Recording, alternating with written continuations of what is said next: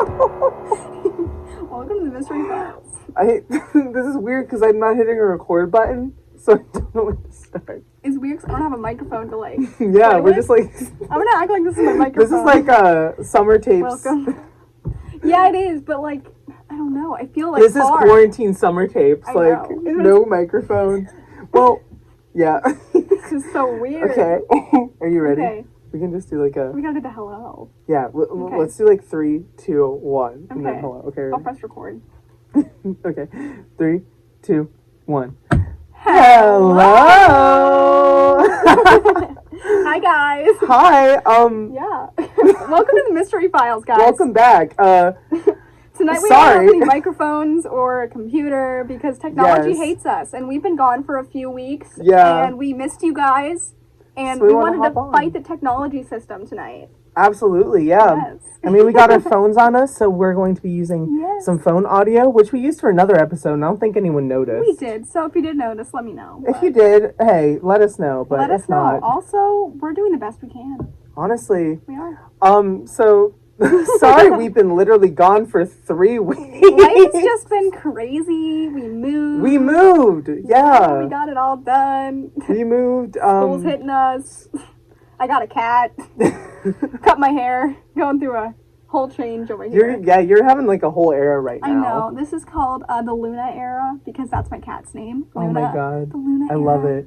Yes. I'm gonna go through my next era real soon. Maybe for the summer tapes. Like a hair transformation? Yeah, what are you doing? Let us know. I'm gonna do the pink thing I told you about. Yay, Remember? The pink cute. little curls? Aww. I got a new hairspray. Yeah. And it, like, keeps the curls intact. Like, you know how I would get mad when the wind would come through and it'd, like, blow them down? It sticks. What kind of spray is it? It's like a wax hold. It's called Got To Be. Highly recommend. But it's Oh, wait. I feel good. like I've seen, like, the can. It's like a yellow can. Maybe. Oh, yes. I thought it was purple, but my mind is very wrong. That's Aussie, I think. Aussie. That's my conditioner. Aussie. It's purple. But no, I'm very excited about it. Aw, cute. Guys, me and Tiffany haven't seen each other in like 3 weeks as well. The last time I saw her was her birthday brunch. My birthday brunch. I threw up. I did. I threw up. And then after I left there, I got Starbucks, and it was very, very nice. Yeah, I was like, can I get Starbucks before we leave? And Danielle was like, sure, go ahead. Aw, see, that's good friendship. So, no, it is. Honestly, I feel like now, hopefully if we keep doing the show weekly, which we will, we promise. We promise. But like, promise here. if this is like the only time we see each other during the week, it's going to be iconic. Because it's like going to be full of energy and conversation. You're like, why are they chaotic the whole time? But we're going to see each other more. Listen, you know how guys, listen. You know how me and Tiffany talk for 20 minutes during every episode just about nothing? You know, you've come to love that part of the show. Yeah. Except for some people in the comments who don't understand our format, but it's fine. They said, why are you talking about nothing? We were roommates at that time. Like, we hung out all the time with each other and just each other, and that's how much time we spent on it. We still talk that much on our So podcast. imagine if we don't see each other every day. Yeah, so good luck. What do you think will happen? Good luck, little Charlies out there, because we don't know what's going to happen either. We don't, and that's fine. And I'm just really excited to be back in the mystery game. Yes, nice and comfortable. My Lyft driver was very excited that we have a podcast, but he was kind of creepy. Is he going to follow us? I kind of hope not, but if he does, great. Did you tell him the name and stuff? I did, but I don't think he was listening. He heard it was like being nice, like, oh, you have a podcast. Yeah, and he was like, I love rock and roll, and I hate liberals, and that's what he said. Oh, wow. So, I don't know if he's going to listen to us. Guest star. When we do our guest star season. We lose a lot of followers real quick. They go, he hates liberals. Oh, interesting. My God. Oh, God. Oh, my gosh, he was a scary guy. Oh, my goodness. He was zippy in that car. All right. Man, I'm just excited for the mysteries. Yes, that I was about to say. We should probably get into it because we have limited time as well. Limited. So we take it on the go if the other people come for their mystery. Like, come for their... I pick up my phone and we're like walking around just doing this. We hear someone knock at the door and go, it's our turn, get out of the studio. And we go, it doesn't even work. We go on the street. We go on the street. Honestly? We talked about that. Didn't we want to do a street episode or something like that? I think that'd be fun. Mr. Files on the street. Come at me, Billy Eichner. We should do that. That'd be kind of fun. We should. I'm writing that down for another summer special to do. Yes, street show. Teehee. Street show. All But right. Yeah, I'm excited. So, are you ready for this case that you've been waiting 3 weeks to hear? Yes, it better be a doozy. I better be like thrown out of my chair and against that wall because I'm so excited. You better. By a little poltergeist throwing me. And I'm ready. All right. Would you like to give me a drum roll? I have so much space. Yes, okay, you ready? This week on the Mystery Files, Logan LaMaster presents... The Curse of the Pharaohs! Woo! Dun dun dun! Specifically, King Tut's curse. Yay! I'm so excited. I'm excited! Yay! We've never done like a King Tut case. No! Which is surprising. Which is surprising because I love Egypt, and you know this. Yes. I love Egyptian and Greek mythology, so I'm surprised I just never covered it before. I'm excited to hear a pharaoh story. Yes. That was a Joseph reference. Joseph and the Amazing 10-Color Dreamcoat? I'm sorry. The pharaoh story. I really don't know. Let's hear about King Tut, I guess. All right. So, the Curse of the Pharaohs, or the Mummy's Curse, is a curse alleged to be cast upon anyone who disturbs the mummy of an ancient Egyptian, especially a pharaoh. This curse, which does not differentiate between thieves and archaeologists, is claimed to cause bad luck, illness, or death. Oh no. Since the mid-20th century, many authors and documentaries have argued that the curse is real in the sense of having scientifically explainable causes such as bacteria or radiation. However, the modern origins of Egyptian mummy curse tales their development primarily in European cultures, which the shift from magic to science to explain curses and their changing uses, from condemning disturbances of the dead to entertaining horror film audiences. Wait, is that what the movie The Mummy is based on? Because I just watched it a couple weeks ago. Really? But like, I hadn't seen it since I was like 3rd or 4th grade. Not a great movie for a 3rd or 4th grader, but I watched that then too. Yeah, it's pretty amazing. Do you remember the Disney Channel Mummy movie? No. What do you mean? What is it? The Disney Channel Mummy movie. What was it called? There's a Goosebumps that was a mummy one. And then there was the Disney Channel original Mummy movie. Hold on. I'm Googling it. This is my Google search. Under Wraps. You've never seen Under Wraps? I recognize the name. Wait, can I see a picture of it? Yeah. Of the people's? Let's see. Okay. I don't think I've watched it, but I've definitely seen it on Disney Plus. Like, I've seen the Mummy was graphics. like, it's on Disney Plus. Stop it. I'm going to watch that tonight. Because I always look back to the throwbacks and stuff on there, because I'm like, what little movies do they got? And they have Under Wraps, I believe. I just got my COVID vaccine, and I'm going to go back home and knock out and watch Under Wraps. So that's a perfect movie to fall asleep to. Can you imagine? I, wake up halfway through. Under Wraps is terrifying. Oh, now I want to watch it. I'm going to really light good. some candles and, like, just get creepy in the middle of the night. No, okay. So I'm confusing it. So Under Wraps was... Mm-hmm. So there's a mummy, right? You know, there's a mummy. The mummy. The mummy was in this, like, dead guy's house where they lived, like, in this suburban neighborhood. And then the mummy, like, came to life because they accidentally knocked it over. And now there's, like, this mummy terrifying, like, a suburban neighborhood. And that's the pitch. But then Goosebumps did one, too, where a bunch of kids went to Cairo, Egypt together, and then they ran to a pyramid and found the mummy, and it was a whole thing. So I got the two mixed up. I want to watch that one. I want to watch the Goosebumps episode. I'm surprised we hadn't watched it before. We've probably skipped over it. We've been like that. I probably fell asleep, too. We just watched the specials. I'm trying to think. I just think of the Jimmy Neutron episode when Libby is like the Egyptian Yes, I just saw that on a viral video. Oh, isn't that episode the cutest? I love it. And then just like all the mummies go, whatever it is. They go that, and they all go, She's like, it was skeletons, I don't remember. I saw a viral video where it was like, she was saying the thing, what was it? She was like, I'm your queen and you will bow down to me. And the girl in the video was like, period, sis. It's so funny. Go, baby. I love that though. But yes, that's my most, I don't know, the best memory I have of a mummy-related thing, or Egypt. Really? Except for the mummy, obviously. See, I'm obsessed. I love King Tut specifically, too, a lot, too, which is kind of basic, but it's fine. But he's a good guy, Yeah, he's like the pop culture phenomenon of, like, pharaohs, but he's like the I think he's a cool guy. You know? You know? But yeah, so basically these curses are suggested to be primarily a cultural, not exclusively scientific phenomenon that happens.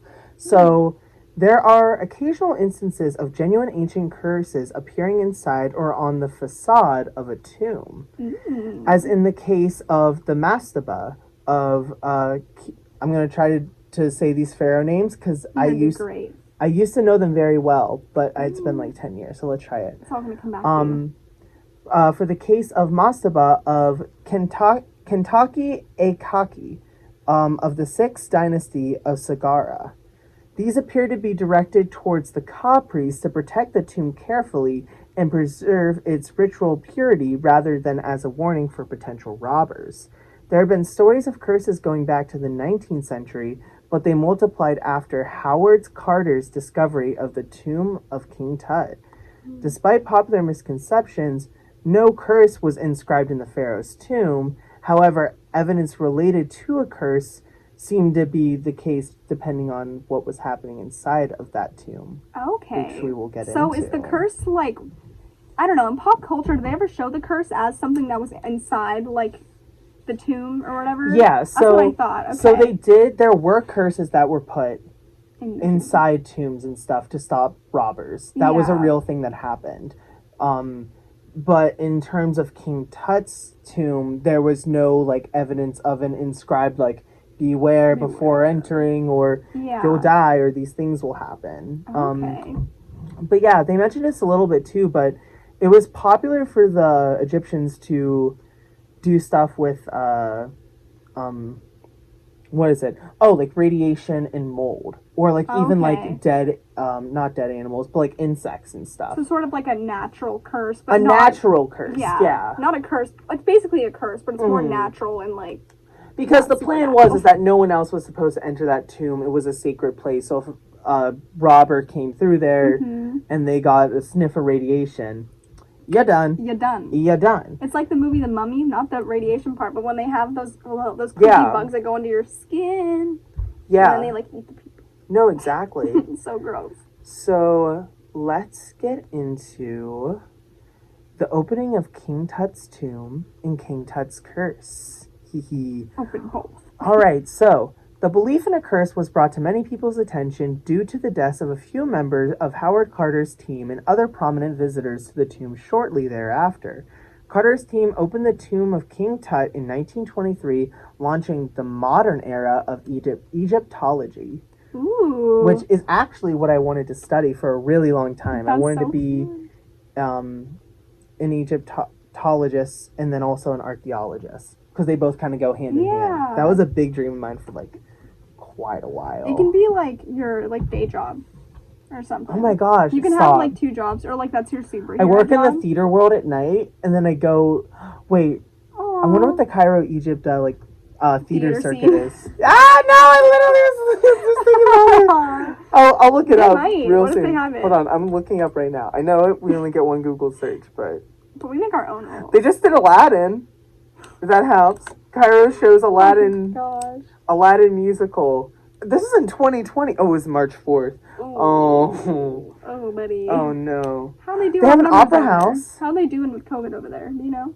No idea, but they have an opera house. That looks kind of cool. I might go there. You get an internship. I get an internship at the Cairo Egypt. They might have some remote opportunities. Look it up. They might have remote opportunities available. Oh my gosh. They put me on a TV screen. I'm like going around and looking at the pyramids. I'm like, this is so beautiful. This is so cool.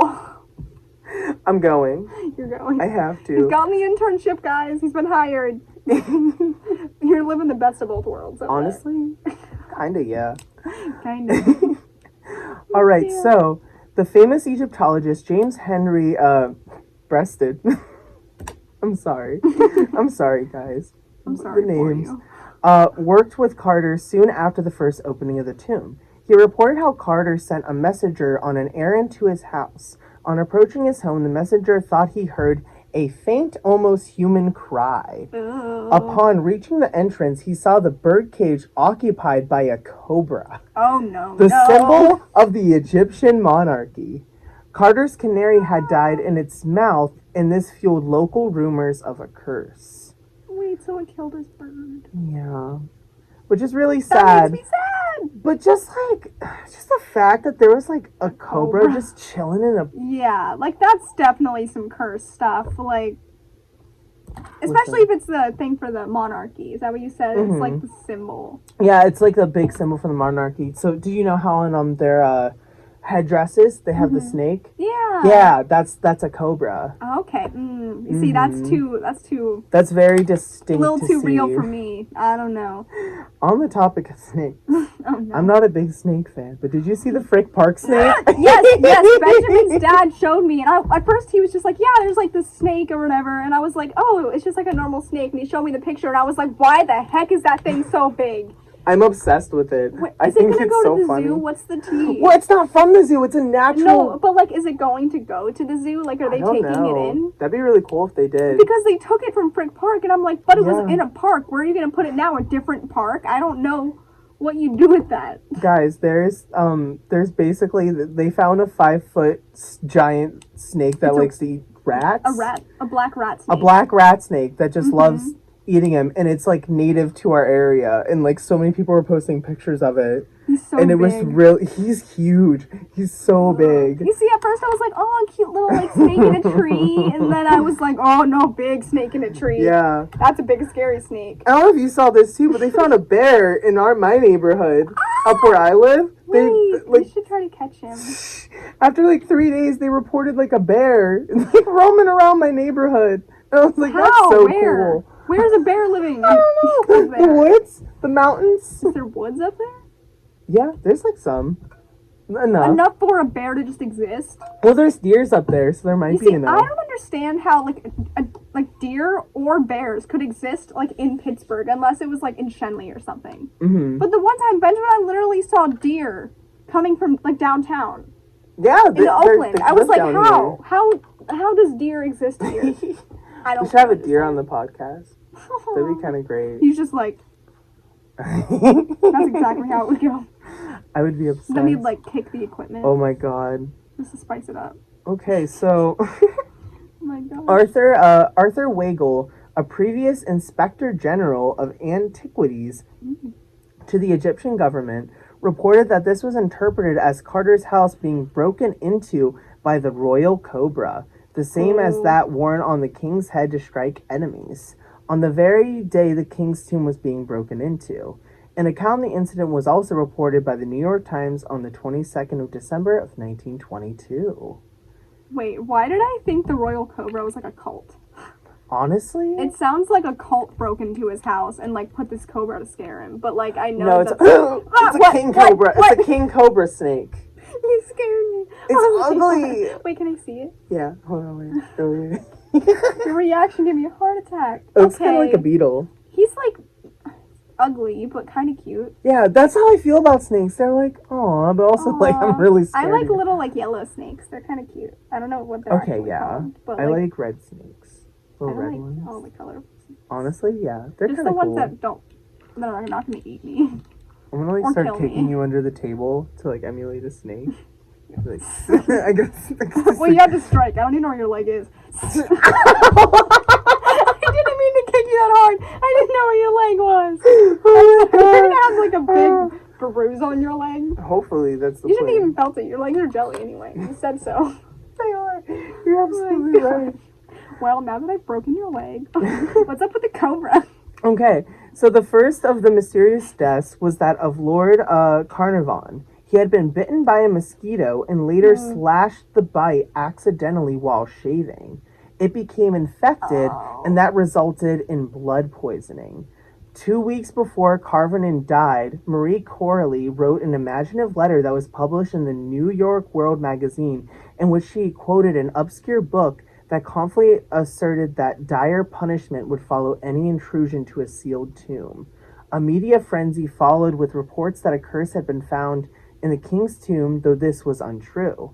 The suspicions of Benito Mussolini, who had once accepted an Egyptian mummy as a gift, ordered its immediate removal from his home. Ooh. Yeah, so basically, this was the big account that, like, blew the King Tut's curse case out of proportion, almost. So, yeah, I guess he got, like, bit by a mosquito, and then he slashed it so it got infected. Ew, how's that even possible? Like, that...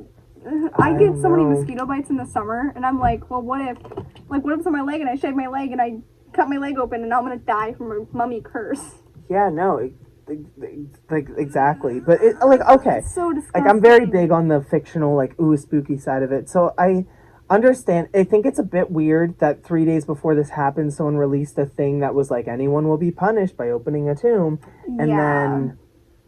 like, that happened. That's weird, but like how it happened is kind of like, okay, like that was probably just a tragic accident. Yeah, so I could see that.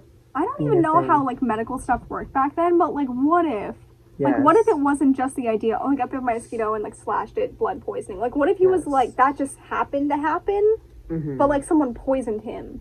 Yeah, exactly. Someone who wanted to like stir up all this stuff about this curse. And they poisoned him. And they were like, well, we can just call it blood poisoning because he had the mosquito bite. That's an interesting idea. And I'm like, or like, the other thing, I don't know what the autopsy said, but like they said, I'm pretty sure when they opened the tomb, they said it smelled like mold. Ooh. So like there is like the possibility he could have gotten like some type of mold like into his body, which also I think can thin the blood. I'm like, could be wrong, but I'm pretty sure that's something. I feel like it could be. If any doctors listen to us, please follow us at the Mystery Files _ and let us know. Yeah, give us all the corrections. Let us know. We're honestly not doctors. Yeah, we're podcasters. That's all. That's all we do. That's all we are. That's all we do. We're locked in the basement right now, just making podcasts. We'd be art majors. How are we gonna know doctor stuff?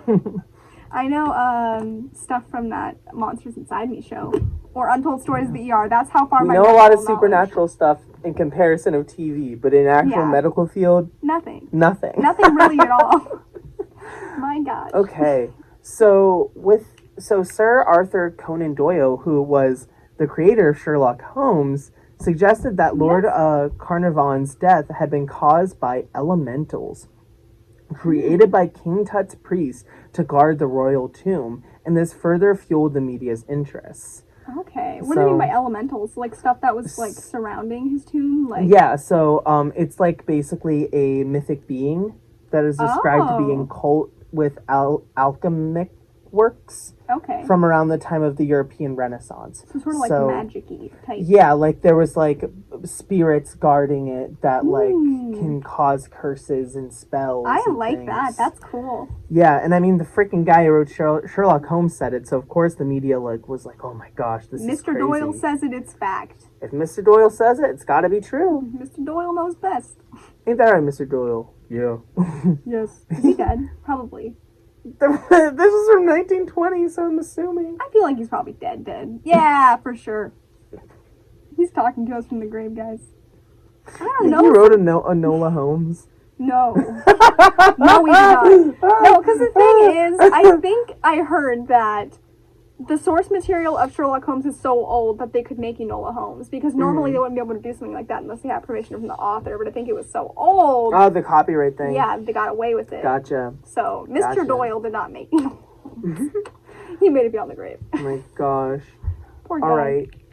So, Arthur Weigel reported that 6 weeks before Carnarvon's death, he had watched the Earl laughing and joking as he entered the king's tomb, and said to a nearby reporter, H.V. Morton, I give him 6 weeks to live. Oh. The first autopsy carried out on the body of King Tut by Dr. Derry found a healed lesion on the left cheek, but as Carnarvon had been buried 6 months previously, it was not possible to determine if the location of the wound on the king corresponded with the fatal mosquito bite on Carnarvon. Ew, okay. So one of the theories is that he got an injury that King Tut also had when he was alive. Because, like, the nick with the shaving and stuff. Yeah, so you're like, what exactly is this, though? Yeah, it's very interesting, like, how eerie they all kind of line up with each other.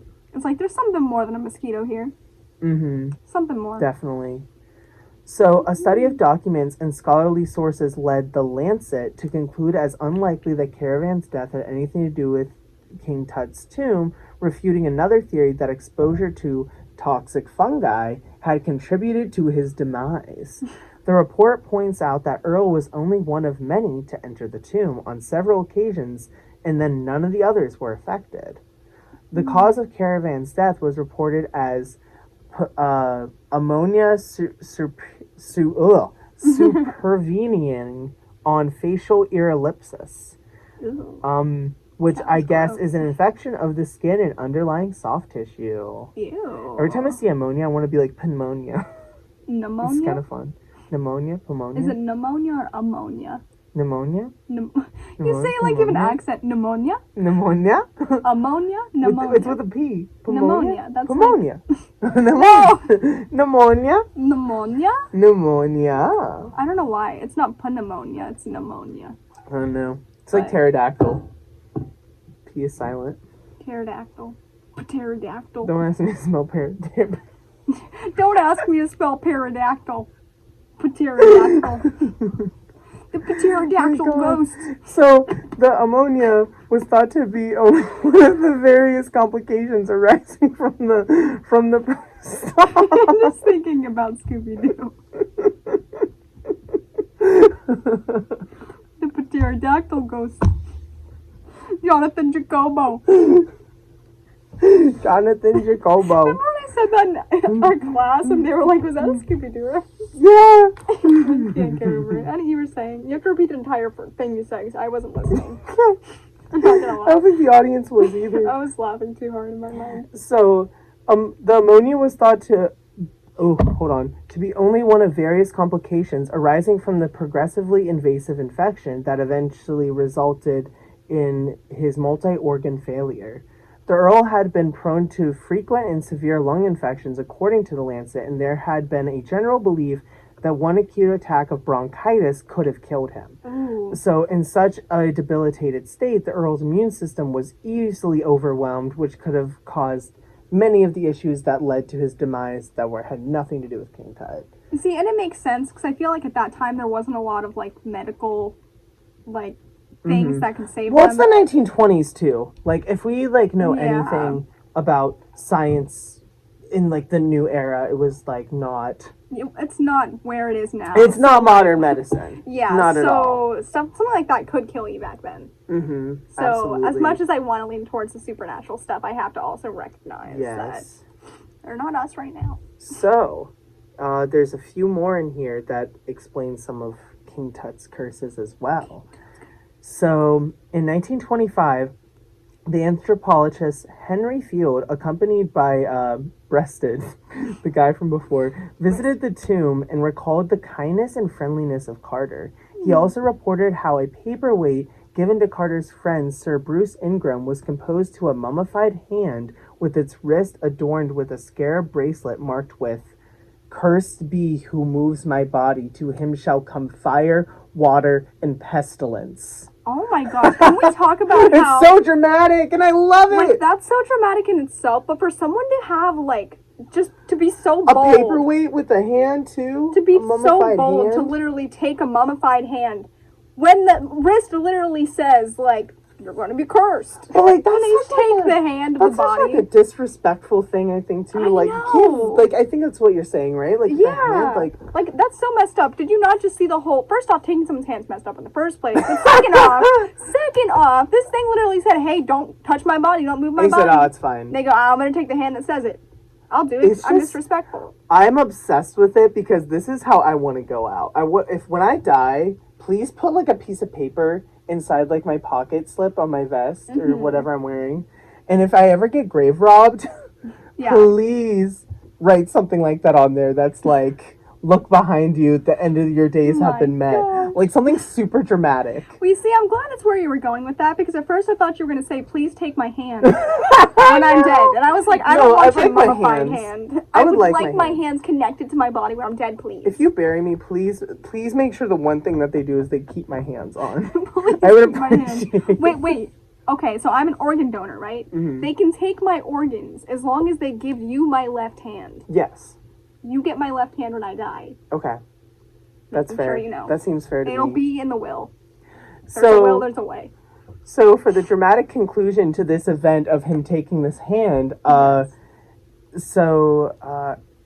basically right after this, Ingram's house burned down. And then it was followed by a flood in his town that took out the rest of the house. Oh my god! And then he had to rebuild it. Yeah. You're Josh and me. At least he didn't die. Yeah, but like he did die. That sucks, right? Yeah. But it's interesting because they talk about how you will like fire and water and pestilence will come to you, and then his house caught on fire. He rebuilt it, and then water. Mm-hmm. Wait, what's pestilence? I'm kind of pestilence. I think it's. I'm not the. We're doing a lot of Google searches today. That's okay. Oh, a fatal epidemic disease, especially the bubonic plague. COVID. That is not what I thought it meant. Did he die from the plague? Was he a plague doctor? I don't think so. No. Oh, so he didn't get the third one. one. There was a pandemic in the 1920s too. The bird flu one, I think. Yeah. Oh, you remember that? Because that's come up a lot with ours. They're like, hey, yes. The 1920s, I do this too. Yeah, the 1918 flu pandemic, the Spanish flu. When was the bubonic plague?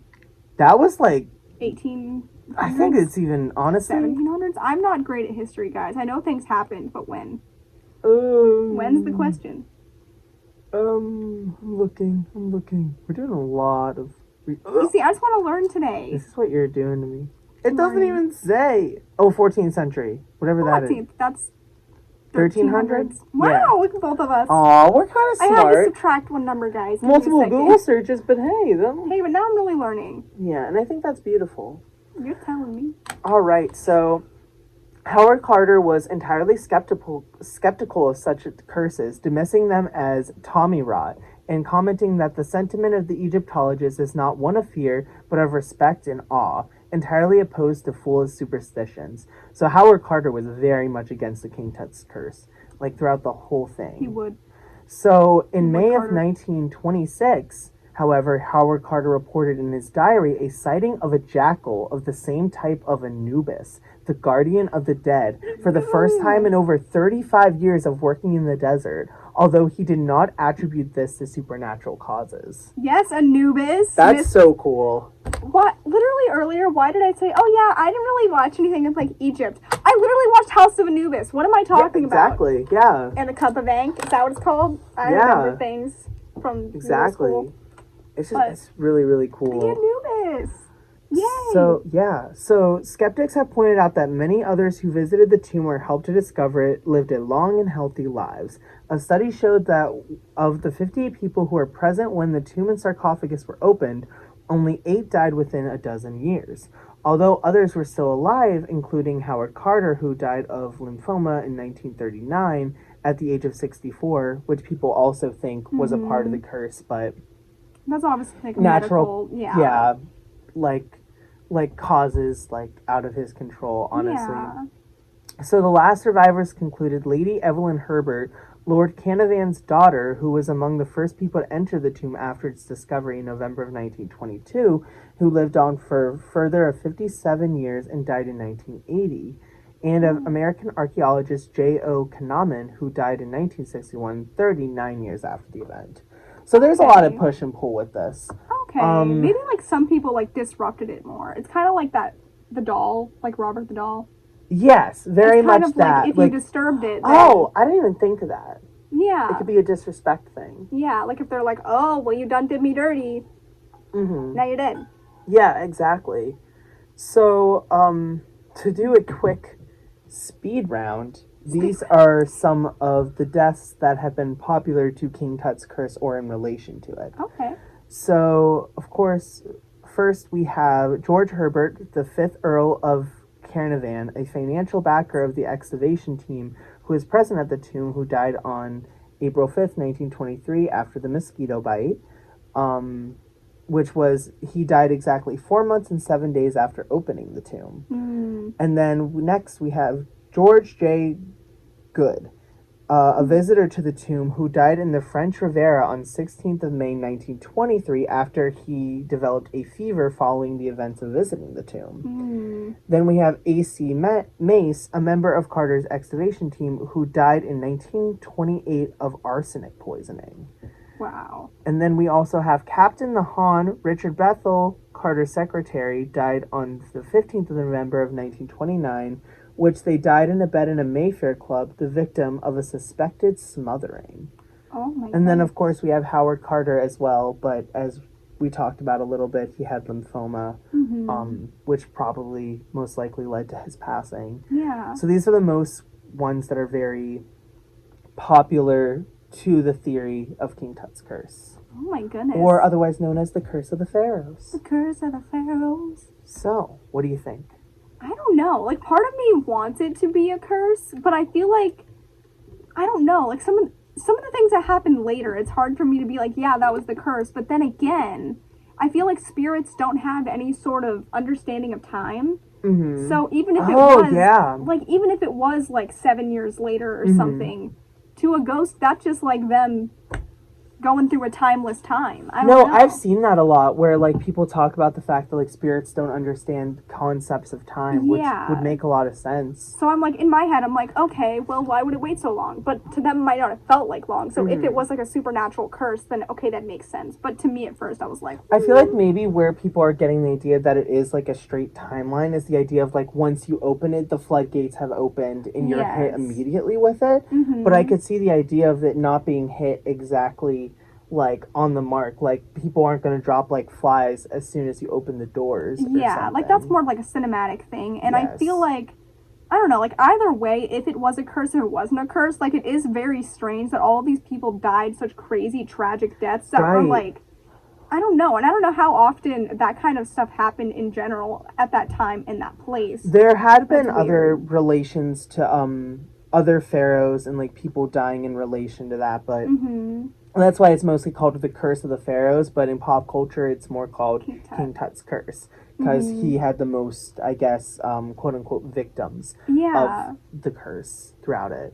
Yeah, I think I can believe it's a curse, because I feel like so many people unrelated to that one event, for that to happen, it's like kind of like it's a Final Destination I'm thinking of, where all the people were supposed to die in an event but didn't. Didn't, so they like waited it out. Yeah, it's kind of like that sort of sitch. Well, I think what really solidifies me in like at least believing in it a little bit is the idea of this guy's house catching on fire and him rebuilding it and then floods coming down. Yeah. When the scribe literally said, "If you move my body, to him shall come fire, water, and pestilence." Like that is just so on the nose. Yeah, like that one for sure is a part of something like supernatural curse. And even if it isn't, that is like the most crazy coincidence I have ever seen. Unless someone's working against him, but it wouldn't make sense for the flood thing because we can't control floods. So there's something dark working. And like a nick while you're shaving like makes sense, and like even like Howard Carter with his lymphoma, and like these things make sense. Yeah, they're just like tragic happenings, but something so specific that it's like flood and fire. Water I think it's a gray area for sure. I think the ones people attest to not being true are probably not true, but I think the ones that seem very apparent, like the house, and then like like even like the Anubis thing with the like jackal, like never seeing a jackal in your over 35 years of working in the desert. Yeah, that's so interesting. Like even if it was like some type of spirit though, I don't know, it's just very interesting. It could also be like working outside in the heat or something, and like you start seeing like some sort of apparition, but that could also be something spiritual, like a spiritual connection with like the earth and the spirits that live there. You could see things like that. I think so too. I just think this was a really, really cool, interesting dive into what King Tut's curse, or the Curse of the Pharaohs, really is. So it was fun. Now I want to go watch like House of Anubis, Mummy. I'll watch the second one because I already watched the first one like 2 weeks ago. But I'm glad to give you and our audience a crash course in a King Tut's curse and bring you into my little Egyptian mythology world. Maybe I'll do more cases like this in the future, but not in my next one because gotta keep me under wraps. That was Disney. Good. Wow, I'm proud of you. Thank you so much. I'm just so proud. Well, wow. I guess the Curse of the Pharaohs will remain a mystery. Thank you guys so much for watching. We are so glad to be back. We are. We missed you guys. Yes, and we will see you back for Tiffany's case next week. Yes, you'll see me live in living color, guys. Thank you so much. All right, talk to you guys later. See ya. Bye.